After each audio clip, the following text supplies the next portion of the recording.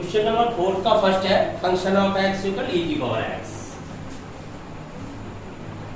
अब class find करें f dash x equal e की पावर x, परंतु हमें पता है e की power x is not equal 0 for all x belongs to real number, अर्थात फलन के प्रांत में ऐसे किसी भी x का अस्तित्व नहीं है जो e की पावर x को शून्य कर सके।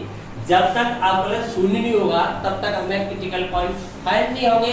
क्रिटिकल पॉइंट्स के अंतर्गत ही वो बिंदु होते हैं जिन पर फलन का उच्चतम या निम्नतम मान विद्यमान होता है, अर्थात वो चरम बिंदु होते हैं। जब तक चरम बिंदु प्राप्त नहीं होगा तो फलन का कोई भी उच्चतम या निम्नतम मान नहीं प्राप्त हो सकता। अतः किसी भी चरम मान का अस्तित्व नहीं है।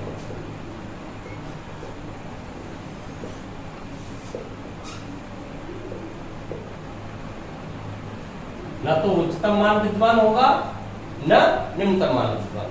क्लियर? फोर्थ का second g of x equal log x, g dash of x equal 1/x।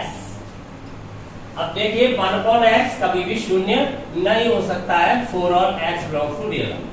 फलन का जो भी प्रांत है यहाँ पर वो प्रांत क्या है? धनात्मक वास्तविक संख्याओं का समुच्चय। लघुवर्गीय फलन केवल धनात्मक वास्तविक संख्याओं के लिए परिभाषित होता है। तो यहाँ पर फलन का जो प्रांत है r प्लस, इसे कहते हैं धनात्मक वास्तविक संख्याओं का समुच्चय। तो इसके अंतर्गत ऐसे किसी भी x का अस्तित्व नहीं है जो फलन के अवकलज को शून्य कर सके। जब तक फलन का अवकलज शून्य नहीं होगा कोई भी क्रिटिकल पॉइंट फाइंड नहीं होगा, अतः फलन का कोई भी उच्चतम या निम्नतम मान विद्यमान नहीं होगा। अतः उच्चतम या निम्नतम या ये कहते हैं चरम मान का अस्तित्व नहीं है। दोनों को एक साथ चरम मान कहते हैं। चरम मान का अस्तित्व नहीं है।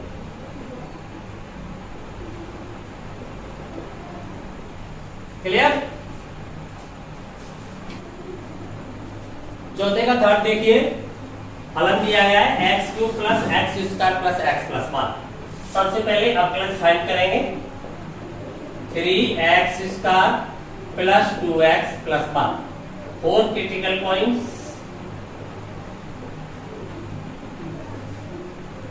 क्रांतिक बिंदुओं के लिए h डैश x क्या होना चाहिए? 0 के बराबर। 3x² plus 2x plus 1 equal 0। यहां हम देख पा रहे हैं b² माइनस 4ac का मान कैसा प्राप्त हो रहा है? ऋणात्मक।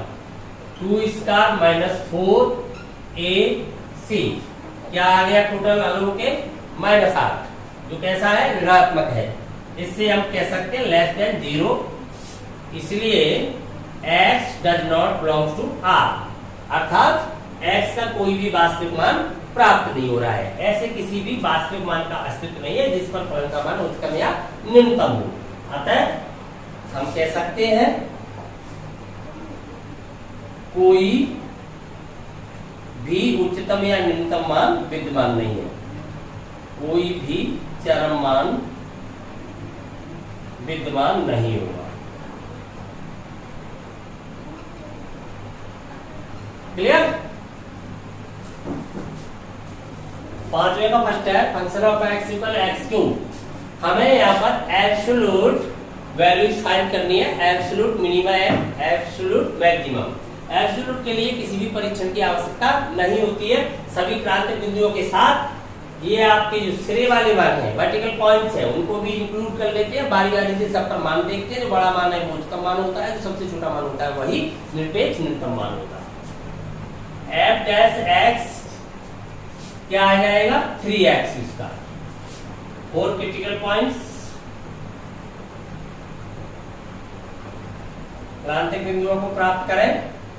f dash x equal 0 implies 3x² equal 0 implies x equal क्या फाइंड हुआ? 0। इसलिए x की वैल्यू हो जाएगी -2, 0 एंड 2। 0 बिलोंग कर रहा है दिए गए अंतराल के अंतर्गत, 0 बिलोंग कर रहा है। यह बिलोंग नहीं करता तो इसके अंतर्गत हम सबमिट नहीं कर सकते थे। अब मान ज्ञात करें तो फलन का सबसे पहले -2 पर मान देख रहे हैं, -2 रखेंगे, -2 का होल क्यूब क्या आएगा, -8। Value of the function of 0 0, value of the function of 2 का क्यूब प्लस का 8। अब देखिए यहाँ पर सबसे बड़ा मान 8 है, सबसे छोटा मान -8 है, अतः आप कह सकते हैं अतः निरपेक्ष उच्चतम एवं निरपेक्ष न्यूनतम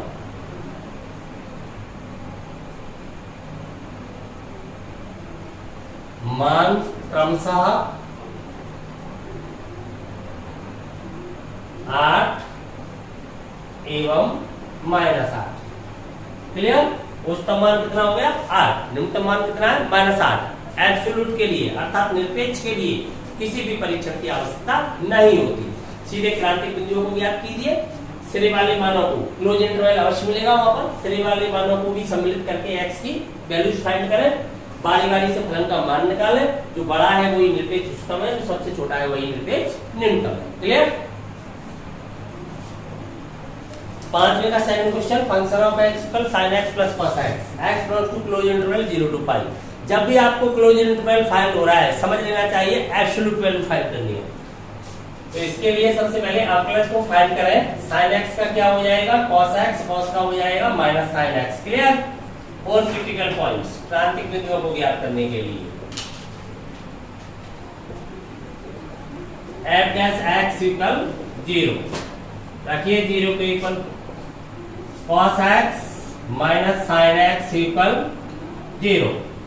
दोनों tan देखिए tan में कन्वर्ट हो जाएगा, ये सीधा फाइंड हो जाएगा tan x इक्वल 1। आप ट्रांसफर करोगे cos से डिवाइड कर दो तो क्या बन जाएगा tan x equal 1। x equal tan inverse 1, क्या वैल्यू आएगी आपकी π/4।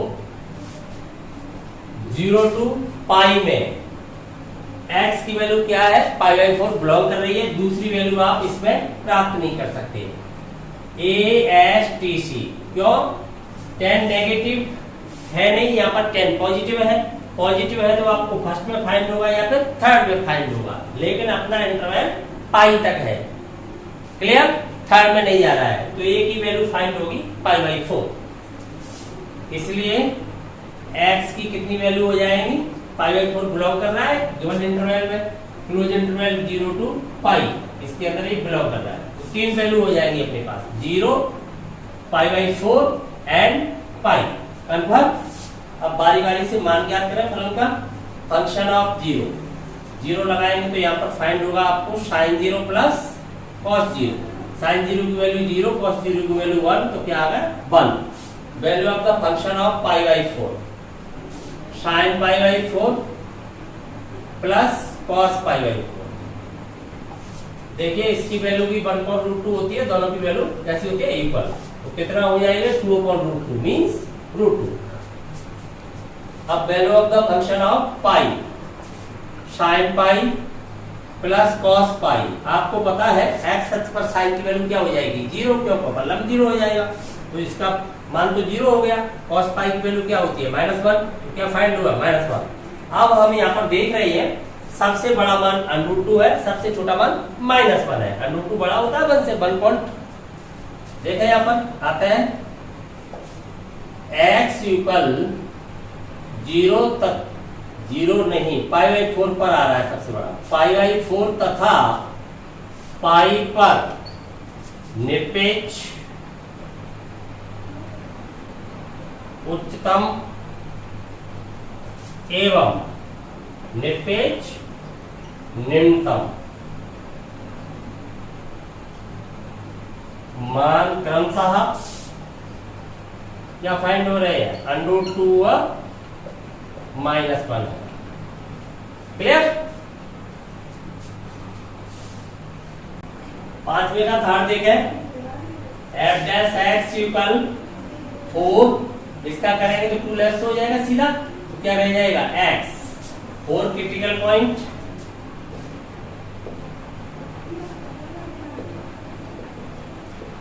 f dash x equal 0 implies 4 minus x equal 0 implies x equal 4। देखिए 4 बिलोंग कर रहा है इंटरवल में -2 9/2। क्लियर? इसलिए x की वैल्यू हो जाती है -2 4 एंड 9/2।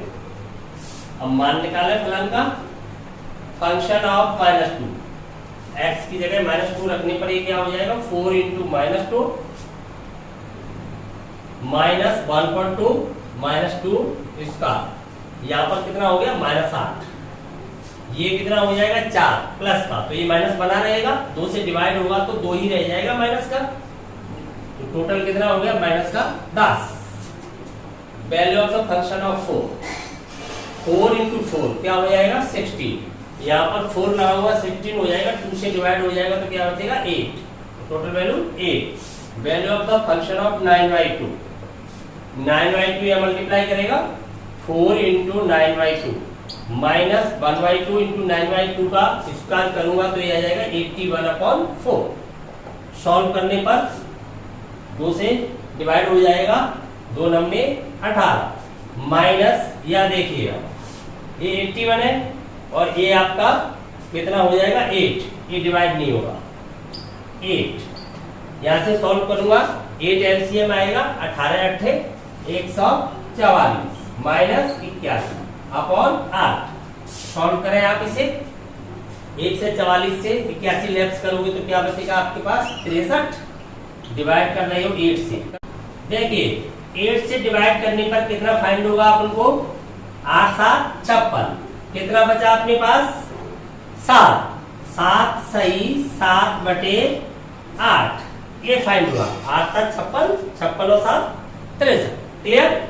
तो हम यहाँ पर देख पा रहे हैं ये वैल्यू 8 से कम हो गई है, जबकि ये वैल्यू 8 है और ये -10 है। सबसे छोटा मान यहाँ पर -10 प्राप्त हो रहा है, सबसे बड़ा मान यहाँ पर 8 प्राप्त हो रहा है। अतः फलन का निरपेक्ष न्यूनतम मान -10 है एवं निरपेक्ष उच्चतम मान 8 है। अतः x बराबर कितने पर आ रहा है न्यूनतम -2 पर, -2 तथा दूसरा मान क्या है आपका जो उच्चतम दे रहा है 4 पर निरपेक्ष निम्नतम एवं निरपेक्ष उच्चतम मान क्रमशः -10 व 8। समझ में आ गया? यहाँ पर -2 उच्चिष्ट वाला बिंदु है, 4 नहीं -2 निम्निष्ट वाला बिंदु है, 4 उच्चिष्ट वाला बिंदु है। Clear?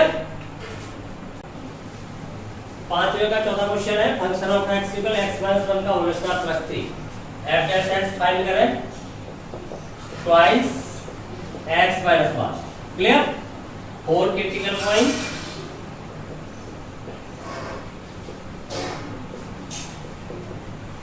f dash x equal 0 twice into x - 1 equal 0। x की क्या वैल्यू फाइंड हो गई 1 पहले से ही इंटरवल में सबमिट है, इसलिए x के 2 ही मान रह जाएंगे -3 और 1, क्योंकि 1 पहले से ही यहाँ पर सबमिट है।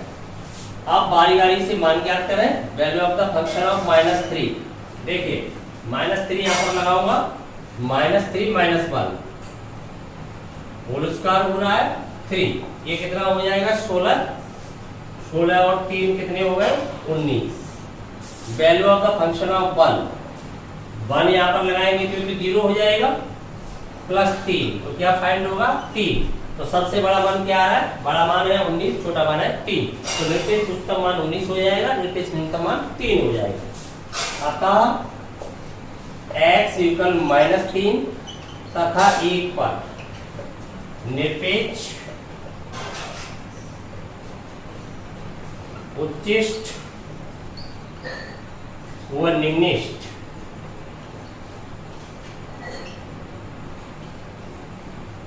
मान क्रमशः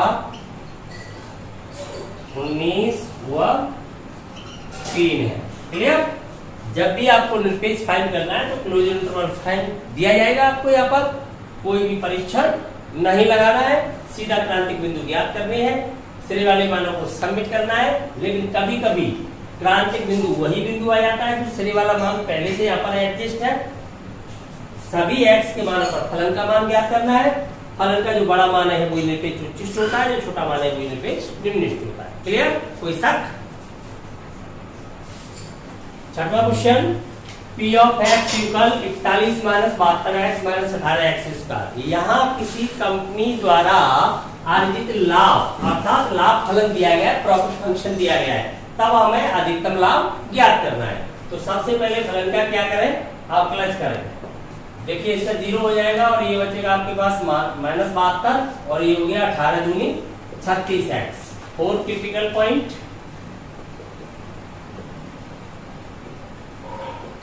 क्रांतिक बिंदुओं को फाइंड करें। P dash x equal 0 employee minus 72 minus 36x equal 0, तब x की वैल्यू फाइंड हो जाती है -2। अब देखिए द्वितीय अवकलज से यहाँ पर पता लगाएंगे x इक्वल -2 उच्चतम वाला बिंदु है अथवा नहीं है। अगर हम प्रथम अवकलज परीक्षण का प्रयोग करते हैं तो समय अधिक लगेगा, द्वितीय अवकलज यहाँ पर आसानी से किया जा सकता है। तो पुनः P double dash at x 72 0 हो जाएगा, आपके पास केवल बचेगा -36, जो एक अचर फलन है, ऑलरेडी नेगेटिव है, किसी बिंदु पर भी नेगेटिव ही बना रहेगा। Implies P double dash at -2 तब भी रहेगा -36 इज लेस देन 0। तो क्या हो गया, मैक्सिमा उच्चिष्ट उच्चतम मान वाला बिंदु है। अतः हम कह सकते हैं x इक्वल -2 पर अधिकतम लाभ या उच्चतम लाभ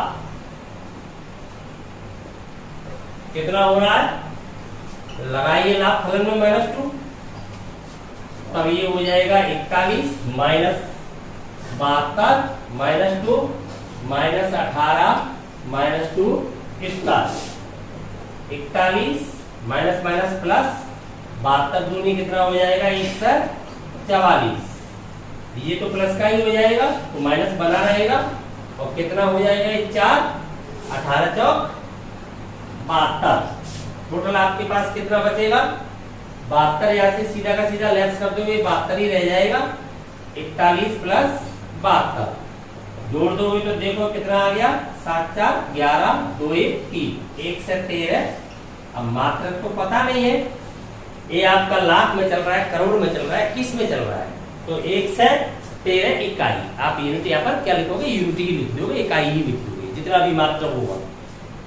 क्लियर, समझ में आ गया?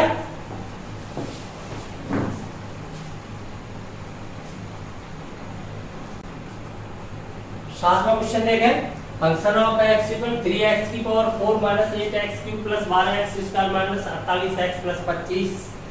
सबसे पहले क्या करें, अवकलज फाइंड करें। हमें यहाँ पर निरपेक्ष उच्चतम एवं निरपेक्ष निम्नतम मान फाइंड करना है। क्लोज इंटरवल जब भी दिया गया होगा एब्सोल्यूट वैल्यू फाइंड करनी है। क्लियर?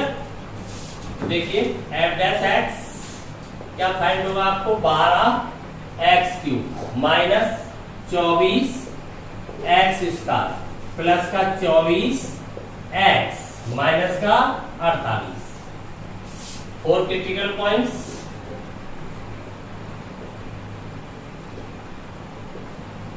क्रांतिक बिंदुओं के लिए अवकलज क्या होना चाहिए, 0 होना चाहिए। एम्प्लाइज देखिए कॉमन आ रहा है, 12 यहाँ से कॉमन ले लिया तो ये बचेगा आपके पास x cube minus 2x square plus 2x minus 4 equal 0। 12 0 में चला जाएगा, इसके गुणनखंड कर दीजिए तो कॉमन आ जाएगा यहाँ से x स्क्वायर, यहाँ पर बचेगा x माइनस 2 प्लस 2 यहाँ से कॉमन आ जाएगा तो यहाँ पर भी रहेगा x माइनस 2 इक्वल 0। दोनों से ही कॉमन आ जाएगा x माइनस 2, तब यहाँ पर बचेगा x स्क्वायर प्लस 2 इक्वल 0। अब यहाँ से हम देख रहे हैं x इक्वल 2 आ जाएगा, इससे x equal plus minus under root minus 2 आएगा, जो कि does not belongs to r, वास्तविक नहीं है, एक काल्पनिक संख्या है। क्लियर? तो वास्तविक एक ही मान प्राप्त होता है जो दिए गए अंतराल के अंतर्गत बिलोंग करता है। क्योंकि हम देख पा रहे हैं x बिलोंग कर रहा है 0 to 3, जबकि ये बिलोंग नहीं कर रहा है, इसलिए x के 3 मान हो जाएंगे, दूसरे वाले मान भी सबमिट किए जाएंगे 0 2 एंड 3। अब बारी बारी से इन पर फलन का मान ज्ञात करें। फंक्शन ऑफ जीरो, जीरो लगाएंगे x के स्थान पर, ये सभी पद जीरो होते चले जाएंगे, क्या बचेगा आपके पास 25। अब फलन के अंदर 2 पुट करेंगे तो देखिए 2 की पावर 4 16 हो जाएगा, 16 3 48 हो जाएगा ये, ठीक है। 3 इंटू 16 माइनस ये आपका 8, यहाँ पर भी 8 हो जाएगा, 2 की पावर 3, यहाँ पर भी आपका 12, 2 की पावर 2, यहाँ पर 4 हो जाएगा, यहाँ पर देखिए माइनस का 48 इंटू 2 प्लस 25। हाँ तो देखिए यहाँ पर कॉमन लेंस अलजेब्रा लगा लेते हैं, बीजगणित से सरल हो जाएगा। तो हम सीधा देख पा रहे हैं यहाँ से क्या कॉमन आ जाएगा 16, यहाँ से भी 16 आ जाएगा, यहाँ से भी 16 कॉमन आ जाएगा, यहाँ से भी 16 कॉमन आ जाएगा। तो 16 को कॉमन ले लीजिए, तब आपके पास बचेगा क्या 3 माइनस 16 से आप 64 में भाग दोगे 4 टाइम्स, यहाँ पर 48 3 टाइम्स, यहाँ पर भाग दोगे तो 3 दूनी 6 बचेगा, माइनस का 6 प्लस का चल रहा है अपने पास 25।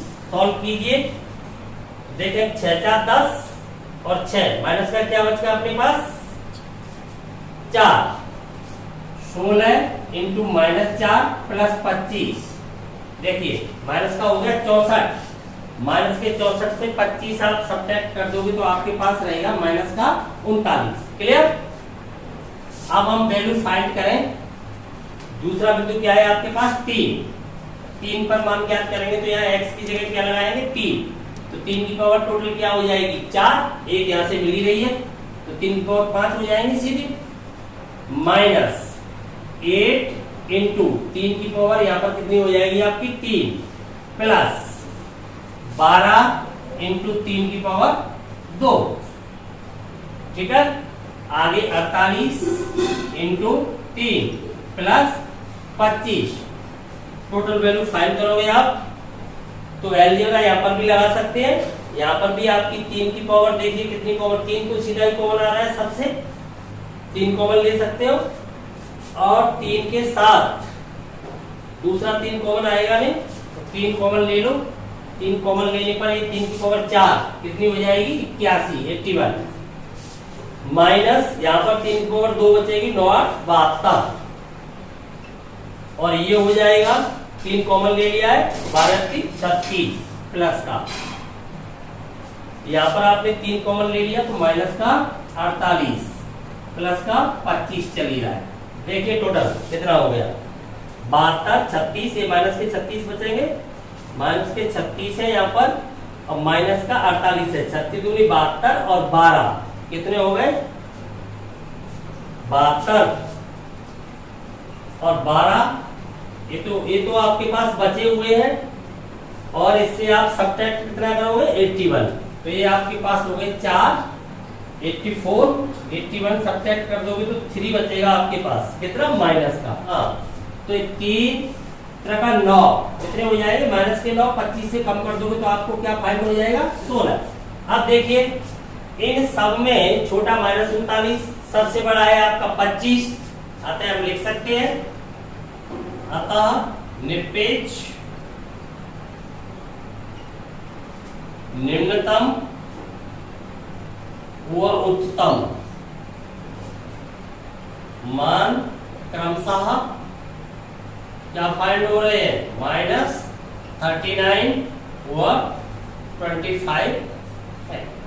क्लियर, समझ में आ गया है, ये आपका आंसर आ गया। शेष क्वेश्चन नेक्स्ट क्लास के अंतर्गत सॉल्व कराए जाएंगे। जुड़े रहिए बैक पॉइंट के साथ, मिलते हैं नेक्स्ट क्लास।